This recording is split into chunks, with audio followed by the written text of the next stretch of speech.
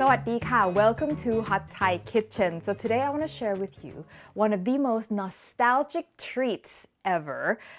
These are my childhood snack that I used to love. They're so addictive. I haven't had them for years, and then not too long ago I ran into them on the internet and I thought, oh my god, these are so good. I miss them, and I thought, I wonder if they are hard to make. And turns out they are not. They're super easy, and so I want to share them with you. And this is like a peek into like Thai children's food culture, I guess, even though adults also enjoy them. These are called ถั่วกรอบแก้ว. ถั่ว is peanuts, กรอบ means crunchy, แก้ว means glass, which I don't know why it's part of the name, it just is. They're candied peanuts with a little bit of like a cocoa flavor with sesame seeds on the outside. Super good, super addictive, and makes really great edible gift actually. All right, let's get started. Obviously, you're going to need peanuts, but not any kind of peanuts. You want raw skin-on peanuts, just like these. Can be hard to find, so you want to go to an Asian grocery store. That's where you're going to find raw skin-on peanuts. And the reason why you want the skin is without the skin, say you get something like this, the two halves of the peanuts will split apart really easily. They already, like half of them in the bag's already split, and if they're not, by the time you're done stirring them, you know, they're going to be broken, and you then not going to get round peanuts, you're going to get broken ones, which will then ruin the surface area to volume ratio of your candied peanuts. You just don't want to go there, okay? I also want to point out that you have options for size. Some peanuts are bigger than others. I would go for the bigger ones just because then then you have more peanut per piece as opposed to less peanut and more sugar per piece. Again, it's all about the surface area to volume ratio, the candied crust versus peanut meat ratio. You can also not use peanuts for this. You can also do whatever nuts you want. I've done it with almonds. It worked out really well. I think almonds worked out the best because they're the crunchiest. Okay, so that's peanuts. Once you get them, spread them out onto a plate, and you want to take some time to pick out some bad ones. And there's usually a few bad ones, such as this guy over here. See this? I don't know, there's something not right with this guy. I know what it is. I just don't want to eat that. So we get rid of them, okay?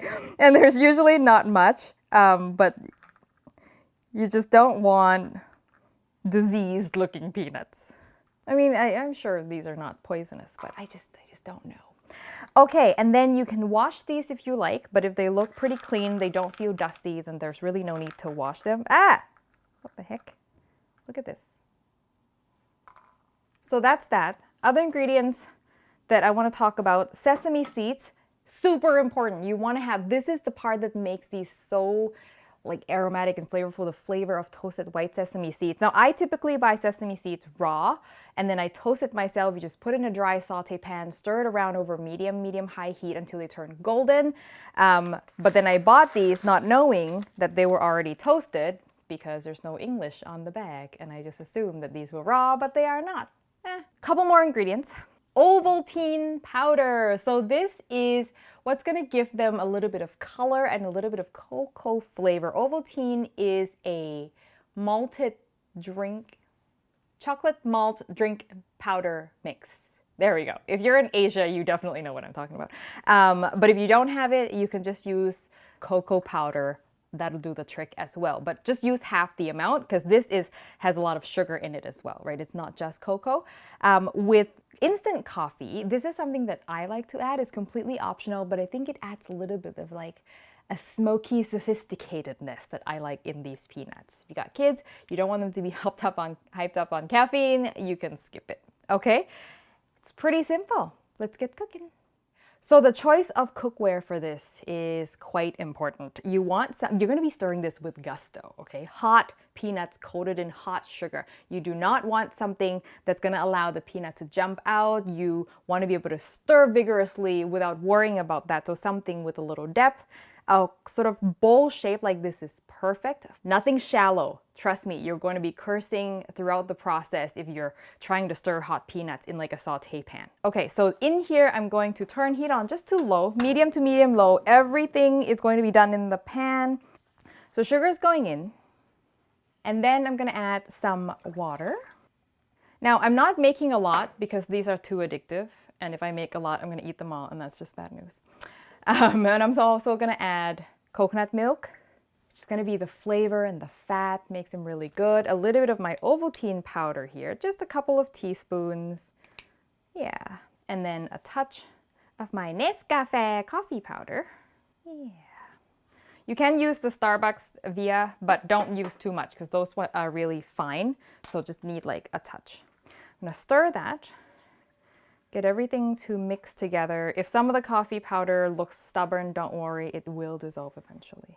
And you can probably use brown sugar or palm sugar for this, but to stay true to the authenticity of these peanuts, you want to use white sugar. Also, these are like cheap, cheap street side snacks. You don't want to use palm sugar, that's expensive.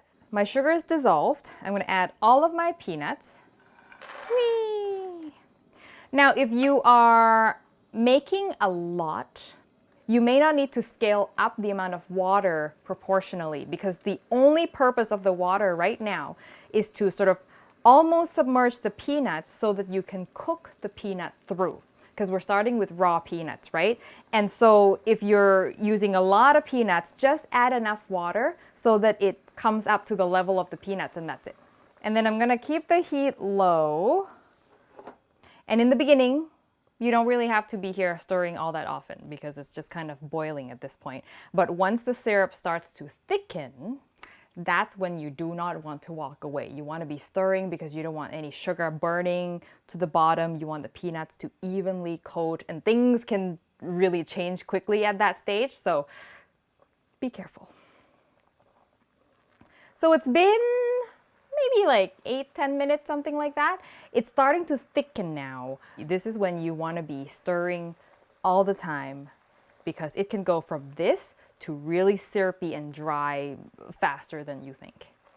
It's smelling so good right now. I'm telling you, the combination of coffee and coconut milk, there is just something about that. Reminds me of my mocha toffee cake recipe. If you haven't checked that out and you're a baker, you gotta check it out. Yeah, this smell is reminding me of that cake.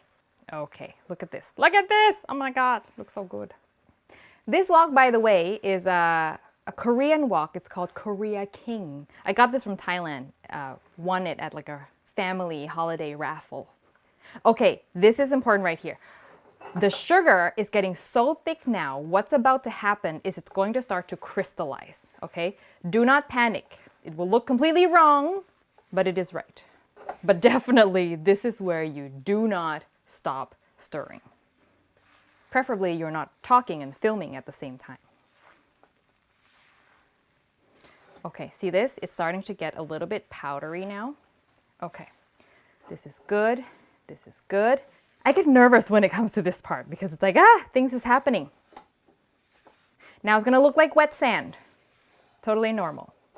Keep going. And now it's really dry and powdery. This is where you want to add your salt. You want to use fine salt so that it spreads more easily, no coarse salt. And could I have added the salt in the beginning? You could have, but I actually like when the salt is sort of at the surface. You get that hit of saltiness. What's about to happen? If I added the sesame seeds now, they won't stick because it's dry. But if I keep going, all that surface sugar is going to start to dissolve again. And then the nuts are going to get wet. That's when you throw in the sesame seeds so that they have something to stick on. You don't want the sugar to re-melt back too fast and then become liquid again. Because then it becomes liquid, then it just runs off the peanuts. There you go. You can see that the loose sugar is now starting to clump together. Oh no, I've run out of gas! Adam, quick! That's why it was taking a long time, because it was running out. Now I'm gonna turn it on and it's gonna be an inferno and I have to be really careful. Okay, back in business. Starting to see some wetness on the peanuts. I'm waiting for all the peanuts to have some wet spots for the sesame to stick on. All right, here we go. We're close, we're close, we're close. Now I see wet spots on most of them. I'm gonna go in with my sesame seeds and then toss. I'm actually gonna turn the heat off now. I'm just gonna use the residual heat of what's in my pan to do the rest. starting to smoke a bit, as you can see. Nice. This is perfect timing. See? Haha. Okay. Now, you want to have a sheet pan with either silicone or parchment ready because you want to get it out and onto the pan quickly and spread them out so they don't stick together. Another reason why you really don't want these to get too wet before you add the sesame seeds is if they get too wet and the sugar starts to become liquid, they will stick together. They'll clump up together a lot. And also, that hardened liquefied sugar is harder. So this is crunchy and a little bit airy because the sugar is crystallized still. But once it reliquefies and becomes smooth, that's when you get hard bits of sugar. And that's it. Don't eat these right now. It'll burn your tongue off. Let them cool completely, and then we'll have some. Look at these. These are all cool now. They look so good. They look just like I remember them when I was a kid. I just want to point out, see these naked peanuts? Okay, I should have mentioned this earlier actually. The main reason why you don't want to use no skin peanut is the fact that the sugar is not going to stay on very well because they're so slippery, as you can see here. So these, you're gonna get a few where the skin comes off while you're cooking it. So this is completely normal. So these had skins on and they just slipped off during the process. And also you're gonna get these like little clusters of just sugar. These are good, like these little bits of crunchy sugar with just so much sesame on it. And to store these, I think in a little mason jar is good because it's airtight and also it looks really cute. It makes a great gift. So if you wanted to pack them up, you just put them in here. How cute is that? Put a little bow on it, off you go. Okay, but let's eat it. Or you can smell that little bit of coffee aroma. The coffee is optional, but I highly recommend it. So good. So crunchy.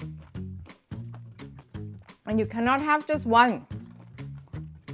Not possible. Perfectly sweet, not too sweet, with a touch of saltiness. But most importantly, it is not hard. If you've ever had like candied something or other and then the sugar is so hard on your teeth you feel like you're gonna break a tooth, this is not it. And the key to making sure they are not hard is you don't let the sugar remelt too far. When the sugar is sort of like rough and a little bit powdery like this, that's when the sugar is crunchy. My only advice is if you make it, you put it away. You put most of it away and you leave just as much as you're willing to eat on the counter because I promise you, you will eat all of it in no time. Like if it's just sitting there and you're walking around the house, every time you're gonna eat it, you're gonna eat it. It's just like I've been there. That's why I'm only making this much, okay? You've been warned. So the recipe, as always, will be on hotthai-kitchen.com. And when you make it, tell me about it. Tag me in your photo on Instagram or Twitter or post your photo to my Facebook page. And all the links will be in the description below. And if you haven't subscribed to the show, make sure you do so you don't miss a recipe like this. And click the bell icon as well so you get a notification when I post a new video. Thank you as always for watching, and I will see you next time for your next delicious Thai meal.